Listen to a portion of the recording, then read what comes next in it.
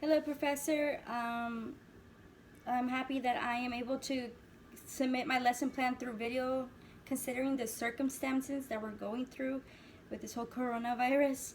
I appreciate you understanding the circumstances as well and allowing me to kind of give you a preview of what I really was going to do during class, and that was going to be role play. My lesson plan is based on role play. So it was really hard for me to pretty much try to do everything with one person. I only have my sister that's able to help me because she's the only one that is in my house during this quarantine time. So I appreciate you understanding. But to get started, I want to go ahead and explain to you what I had done for my PowerPoint, which is an explanation of why we should do role play in the classroom. And by doing role play in the classroom, we're allowing students to visualize what they're reading about, which is very important, especially in a history class. I'm going to be a history teacher, and my lesson plan is based in U.S. history for a ninth grade class. It is important for students to visualize what they're learning or reading because they're able to step, in this case history, they're able to step into historical figures' shoes and events that can be hard to relate to them because it's been so long ago. These events or historical events become more impactful to them because they are able to be part of a script or relate to it more when it comes to playing the role of a historical figure or event. I'm basing my lesson plan on TEKS 11341, 9C, and 9F. And that first one is identifying the role of significant leaders who supported various rights movements, including Martin Luther King Jr., Cesar Chavez, and Rosa Parks. Also, the other TEKS that I'm using is discuss the impact of the writings of Martin Luther King Jr., such as his I Have a Dream speech on the civil rights movement. So these are the two big ones that I'm going to be using during my lesson plan. Martin Luther King was very impactful during the civil rights movement. He was one of the biggest activists of that time and is still known as one of the biggest activists of civil rights, as well as Rosa Parks and Cesar Chavez. So I'm going to go ahead and start my lesson plan, and hopefully you're able to see a little bit of what I really wanted to do with the class if we were still going to class. So here we go. Alright, so please stand up. We are going to be learning a little bit about civil rights movement. I know that we have been learning a lot about it before, but today we're going to learn a little bit more of what we have been learning before, okay? Alright. So I know that you guys understand what a play and a script is, right? Mm-hmm. So there's characters in the script, there is scenes in the script. So scenes is like parts of each play, okay? Yes. So scenes, there's characters, and there's prompts. So we're able to use prompts if we want. In this case, we're not going to be using them. But prompts are something, for example, where if you're acting as a baseball player, you will have a baseball hat, a baseball ball, a baseball bat. So these are prompts. So now that you understand pretty much the lingo of what a play or a script is, we're going to be doing a play and learning more, okay? So I know for homework, I gave you guys the I Have a Dream speech by Martin Luther King, and I sent it to you guys through email, and I know you guys read it, right? Yes. I know you guys read it, so I want you to go ahead and pull it out from your phone because I know I sent it electronically to you guys to read on your Schoology. Alright. And I want you to go ahead and skim through it again because I know you read it before, but I want you to skim through it now that you know what it says, and I want you to pick a sentence or a phrase that impacted you and why, okay? So go ahead and do that. I'm going to give you about 2-3 minutes to do it. Okay. And I want you to tell me what sentence you pick or phrase that he said in the speech that impacted you and why, okay? Alright. So go ahead and do that. I'm going to let you kind of read it. I'm going to give you a minute or two.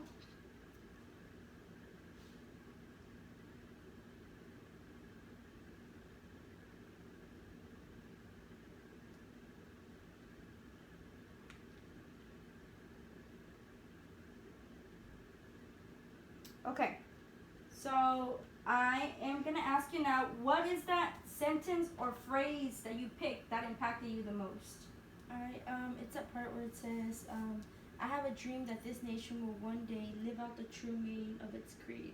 We hold this truth to be self-evident that all men are created equal.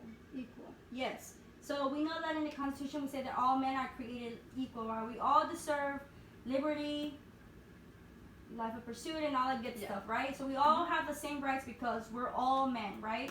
So why do you think that impacted you the most? Because he didn't let other people, by telling them that he was colored, that he didn't deserve nothing, he didn't let that affect him.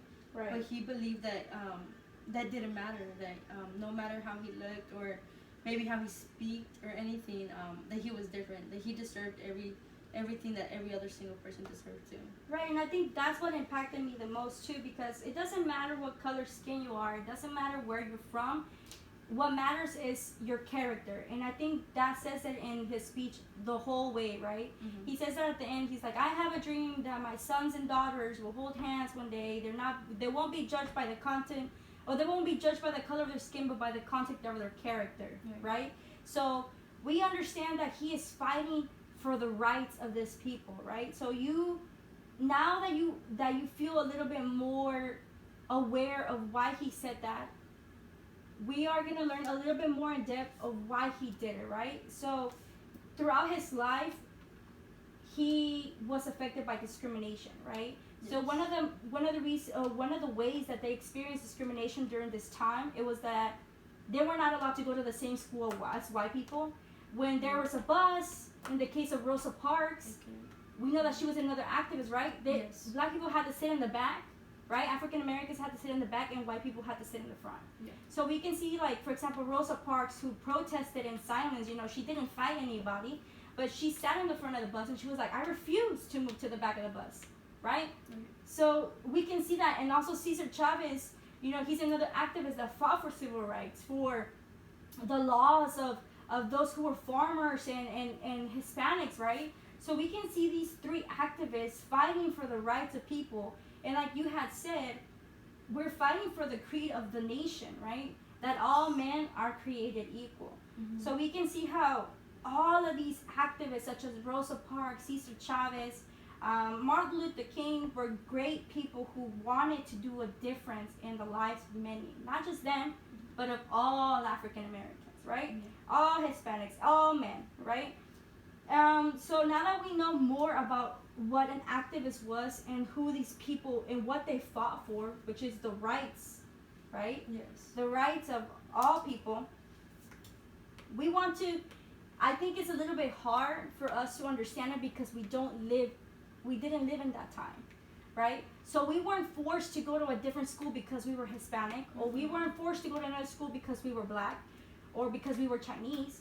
We were all integrated already in school when we started, right? When I was in kindergarten, I wasn't sitting in a different table because I was Hispanic, right? Mm-hmm. So we're all sitting together in one table, in one big classroom, in one big school. It doesn't matter, right? So it's kind of hard for us to understand what had happened, right? So what we're going to do is we're going to do a play. And this play is going to show us a little bit of the life of Martin Luther King, because he was once a child. He grew up and then understood, but when he was a child, he didn't understand it just yet. Right. So, going back to Dr. Liebert, since I don't have a class, what I would have done is I would have set up the 6 tables that we have into 6 groups, and these 6 groups will each act out one scene. The script or the play has 7 scenes, but group 6 would have done 2 scenes because those 2 scenes are very short. So I would have them do 2 scenes for group 6, and the rest would only do 1 scene. Okay?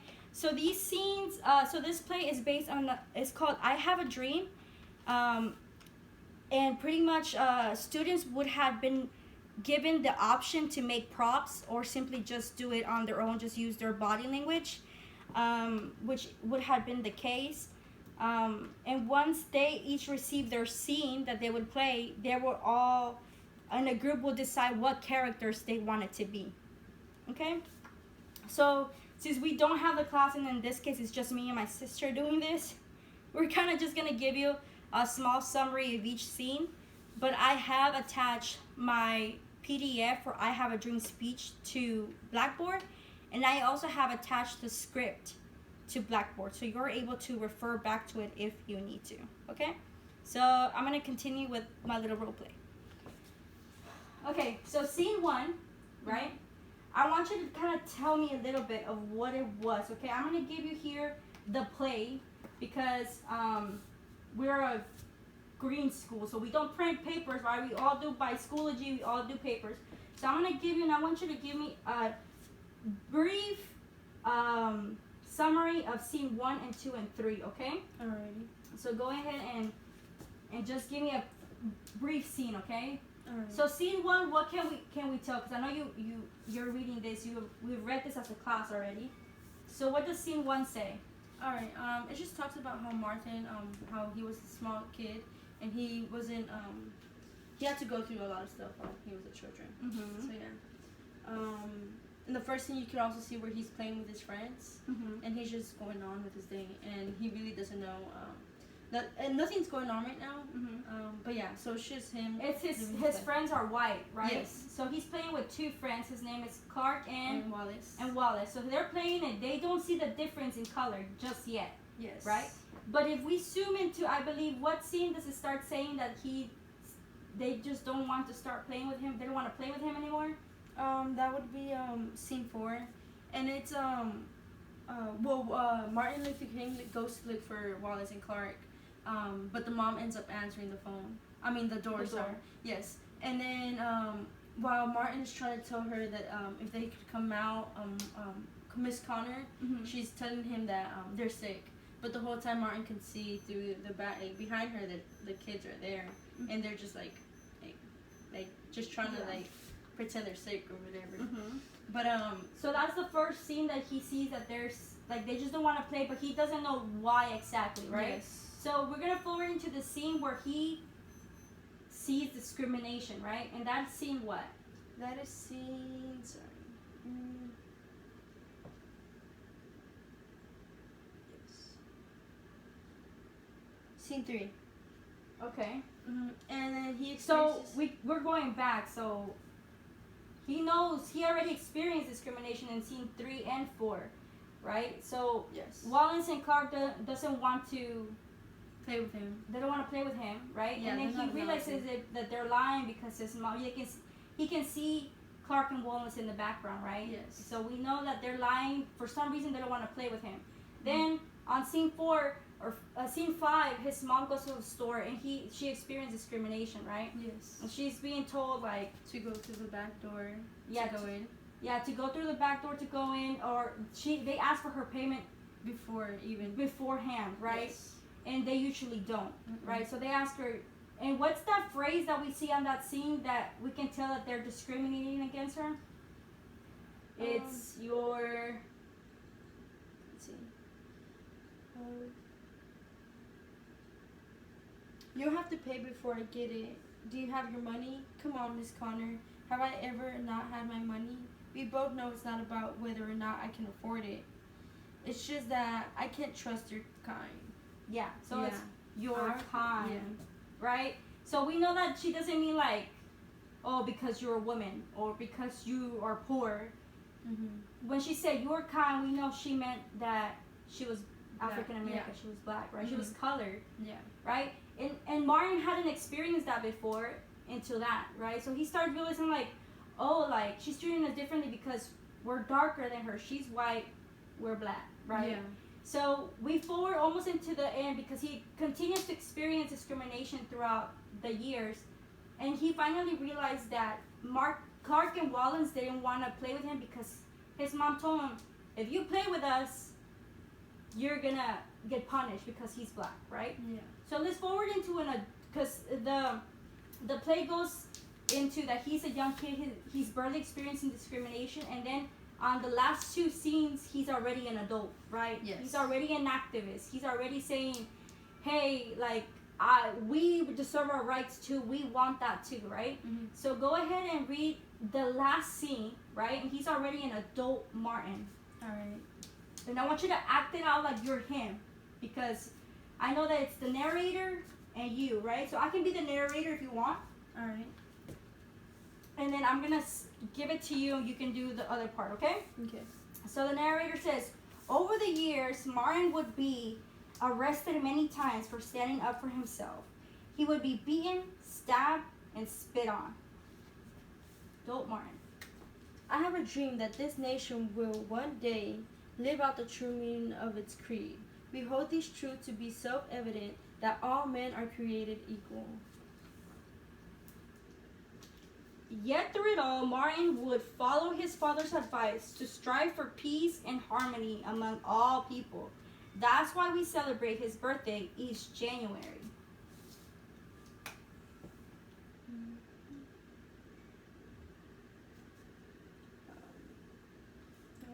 It says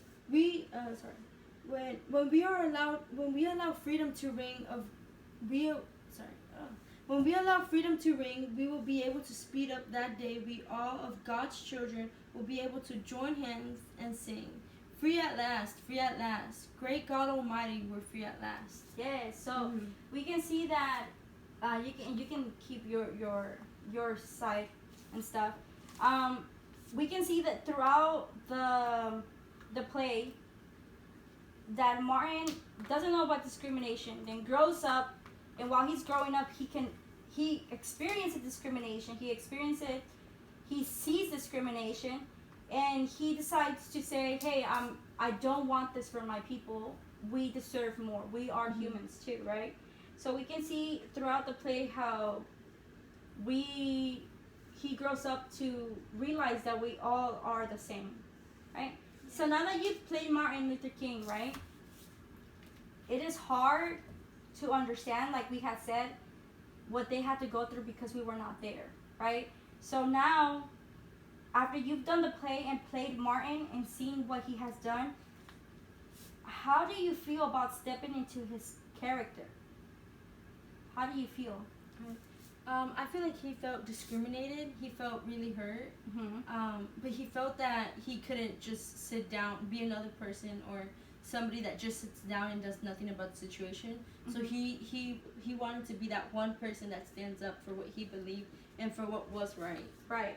And how can you relate discrimination in today's world? Can you relate it to now? Yes. Okay, how do you think you can relate this to now?